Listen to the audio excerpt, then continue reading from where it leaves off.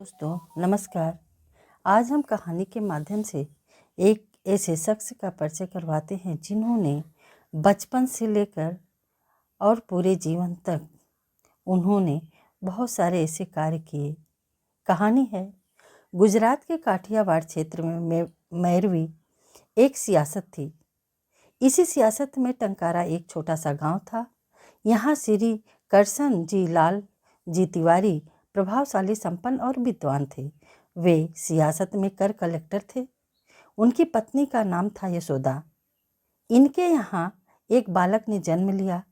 उसका नाम मूलशंकर था। बड़ा होने पर यही बालक स्वामी दयानंद सरस्वती के नाम से प्रख्यात हुआ। बालक मूलशंकर बचपन से ही धार्मिक प्रवृत्ति के थे। उन्हें धार्मिक ग्रंथों को पढ़ने की रुचि थी। ईश्वर और जीवन मृत्यु के रहस्यों को जानने की जिज्ञासा थी। एक बार की घटना है, शिवरात्रि थी। उनका पूरा परिवार रात्रि पूजन के लिए शिवालय में रुका था। रात्रि में धीरे धीरे सभी को नींद आ गई। सब सो गए। मूलशंकर उत्सुकता से जाग रहा था कि अभी शिव जी आएंगे, चढ़ाया हुआ प्रसाद ग्रहण करेंगे। किंतु यह क्या, शिवलिंग पर अर्पित प्रसाद एक चूहा खा रहा है। यह देख मूलशंकर चकित हो गया।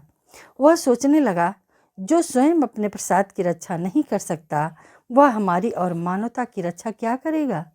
वे रात्रि में ही मंदिर से घर आ गए। माता पिता विवाह करके उन्हें गृहस्थी में बसाना चाहते थे, परंतु मूलशंकर ने ज्ञान और गुरु की खोज में एक दिन घर छोड़ दिया।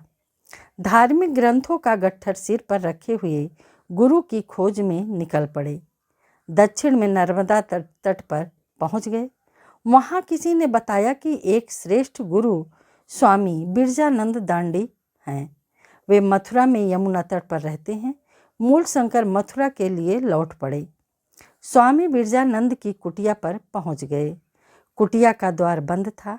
स्वामी बिरजानंद दांडी एकांत प्रिय थे, कहीं आते जाते नहीं थे। कोई प्रसाद दे गया तो पा लिया, अन्यथा बिना भोजन के ही रह जाते थे। शरीर से दुबले पतले थे, परंतु शिक्षा दीक्षा के लिए उनकी ख्यात थी। क्रोधी थे, इसीलिए जिज्ञासु छात्र ही उनके पास आते थे। मूलशंकर ने कुटिया का द्वार खटखटाया। द्वार नहीं खुला। भीतर से आवाज आई, कौन है? मूलशंकर ने उत्तर दिया, यही जानने तो आया हूँ। उत्तर सुनकर बिरजानंद दंडी चकित हो गए। सोचने लगे, यह तो अत्यंत जिज्ञासु कोई छात्र है। द्वार खोल दिया। गुरु ने देखा कि एक हट्टा कट्टा किशोर छात्र है। सिर पर गट्ठर देख पूछा, यह क्या है?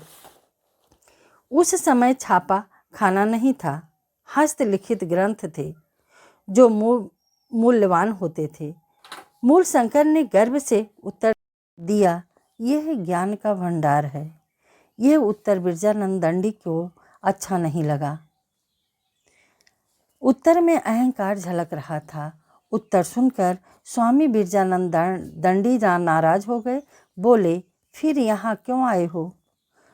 और उन्होंने कुटी का द्वार बंद कर दिया। मूलशंकर को अपनी भूल का ज्ञान हो गया कि मेरे उत्तर से गुरुजी की उपेक्षा हुई है।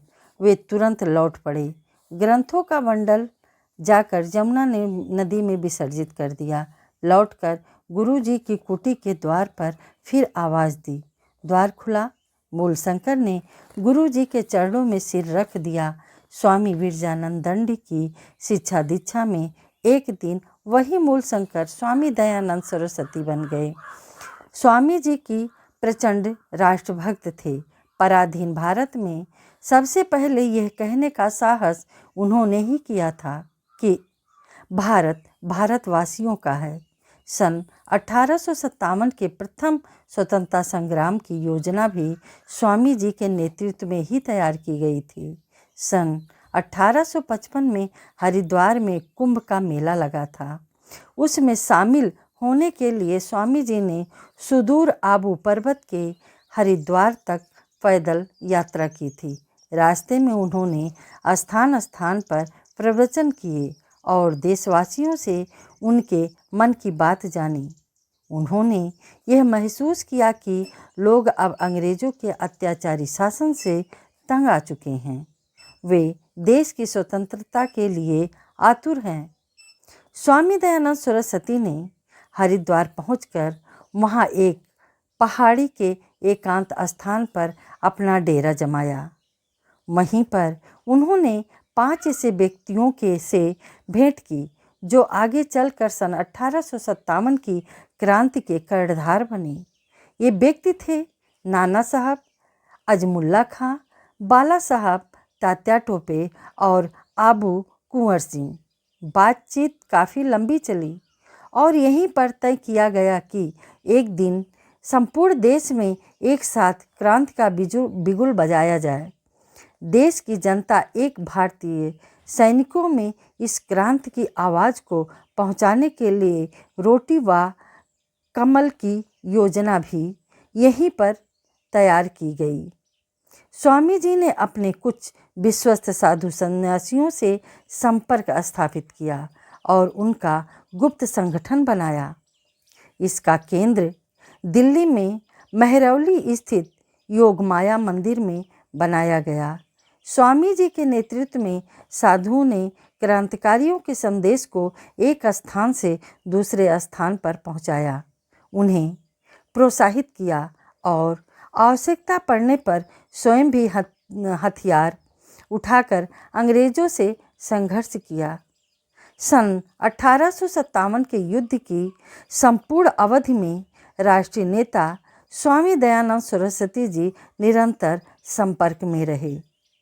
प्रथम स्वतंत्रता संग्राम की असफलता के बाद जब तात्या टोपे, नाना साहब तथा अन्य राष्ट्रीय नेता स्वामी जी से मिले तो उन्होंने निराश न होने तथा उचित समय की प्रतीक्षा करने की सलाह दी।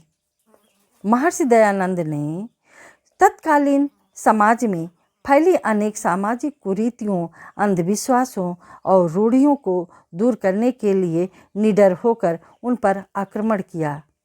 इसके कारण उन्हें सन्यासी योद्धा भी कहा गया। वे जाति पात के खिलाफ थे, दलितों के उद्धार के पक्षधर थे, महिलाओं की शिक्षा के लिए प्रबल आंदोलन चलाया।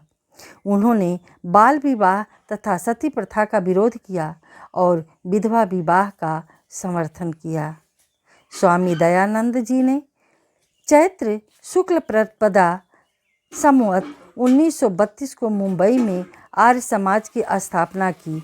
वेदों के भाष्य लिखे। सत्यार्थ प्रकाश उनके द्वारा लिखित प्रसिद्ध ग्रंथ हैं। 16 अक्टूबर सन 1883 को दीपावली के दिन स्वधर्म, स्वराष्ट्र, स्वसंस्कृति और स्वदेशोन्नति के अग्रदूत स्वामी दयानंद जी का शरीरांत हो गया। नमस्कार।